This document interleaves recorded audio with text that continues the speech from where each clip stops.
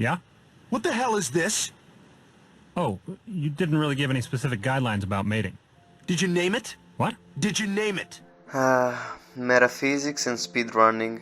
One is the only connection humans have to the infinite potential of the inputs and outputs that make up their whole perceived reality.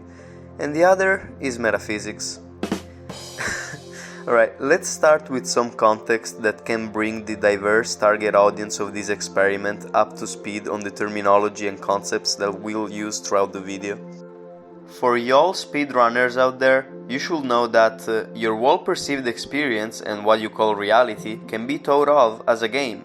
This does not stop at the mainstream interpretation of the simulation hypothesis though. So the weird thing is we don't exist in the physical world. We do exist inside of a story that the brain tells itself.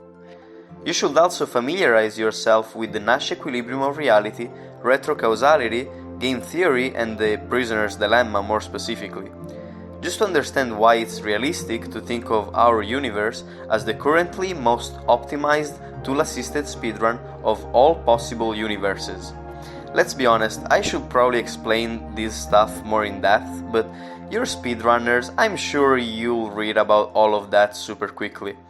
I have lots of content on these and related topics, by the way, and if you still have more questions, just do some LSD, you fucking normies. Now, for the meta-zen philosophers here, you guys have to know that a speedrun basically consists of finishing a game or a specific challenge as quickly as possible. That can range from just getting to the end without any limitations, usually called any %, to collecting and finishing every side mission along the way, usually called 100%. A tool-assisted speedrun, called the TAS or TAS for short, is basically the same, but instead of a human playing it in real time, the game is slowed down to the shortest unit of time, called the frame, so that the perfect inputs can be chosen. And once this process has been repeated for the whole game, the inputs are played back in real time, achieving the perfect run through that particular game. So, as you might have guessed, the aim of this video is to explain why the universe we live in is actually the tool-assisted speedrun of reality, from the first frame to the singularity. But before we even try to do that, I have to go a little meta here and tell you guys that language about reality within the context of a video game has incredible potential. It intuitively swaps you back and forth from identifying with the perceiver or the perceived, with the player or the character they're playing. It's basically a gateway drug to metacognition. Alright then, that's enough. Let's plunge right in. Getting the basics out of the way first, and with basics I mean the most precise measurement of the real world in temporal and spatial dimensions, we can get help from Max Planck to define some good parallels for frame-perfect and pixel-perfect tricks. You see, in reality, things seem to be continuous until he busted into the room and was like, actually the pixel of reality is called the Planck length and the frame of reality is called Planck time. Don't mind the fact that they're called like me, okay, bye.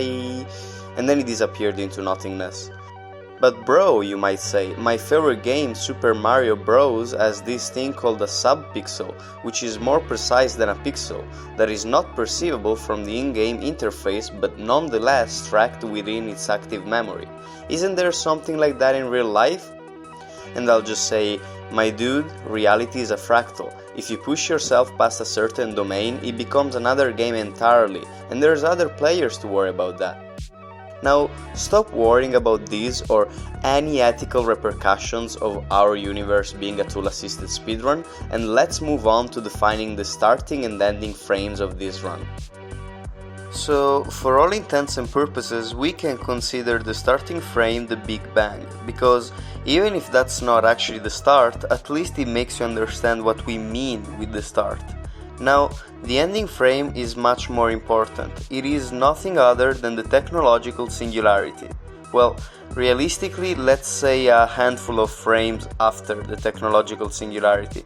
It's an arbitrary point anyway, but you guessed it, at least it makes you understand what we mean with the end.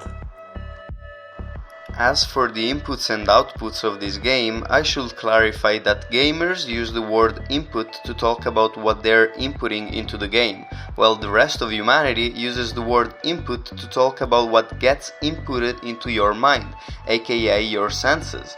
So yeah, this section will be pretty confusing, but luckily for us, the difference between input and output only comes from a dual perspective, where you have your idea of self and other, while in reality it's all just change that happens to the one and only metaphysical object. Now, here I delve toward this section differently depending on if you consider yourself a solipsist, aka if you think you're the only player, or depending on what your stance is on determinism, aka this is not even an interactable game but a movie. Now, you're probably wondering what the difference is between a tool-assisted speedrun being played back and a deterministic movie. After all, you wouldn't have control over either of them, but to answer that, we need to talk about parallel universes.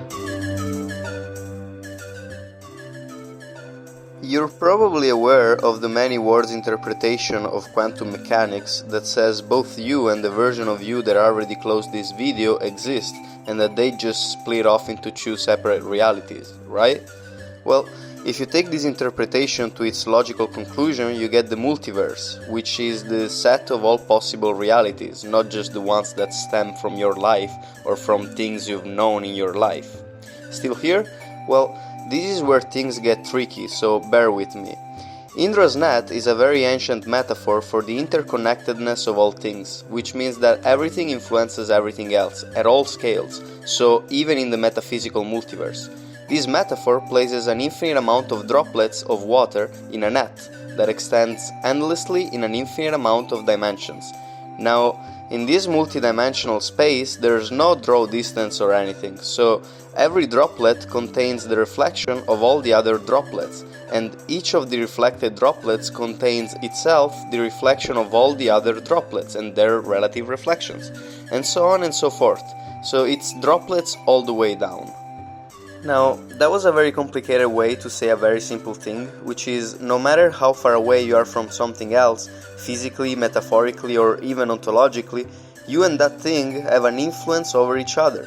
You cannot and never will be able to comprehend how infinite is the amount of infinities that figuratively pull you and everything else that surrounds you all over the place in all directions. So, yeah, routing this bad boy seems impossible. We don't just have to worry about achieving perfection in one reality, but now we have to worry about finding the perfect equilibrium of varying degrees of perfection among an infinite amount of realities. But it's okay, man, we never had to worry about anything to begin with. You see, it doesn't really matter if you have a deterministic view of the universe or not. It doesn't even matter if you're a solipsist or even if you're an absurdist. For whatever your belief is, that is exactly the belief you needed to have at this point in the game for the purpose of the tool-assisted speedrun. The universe always takes the path of least resistance, both literally and metaphorically speaking, and your character, as well as all the others, if any others actually exist, are allowed exactly the right amount of degrees of freedom so that the tool-assisted speedrun can keep going without being derailed from perfection. It doesn't really matter if that's actual freedom or just an illusion, because your character will still believe what the influence that everything else has on him led him to believe.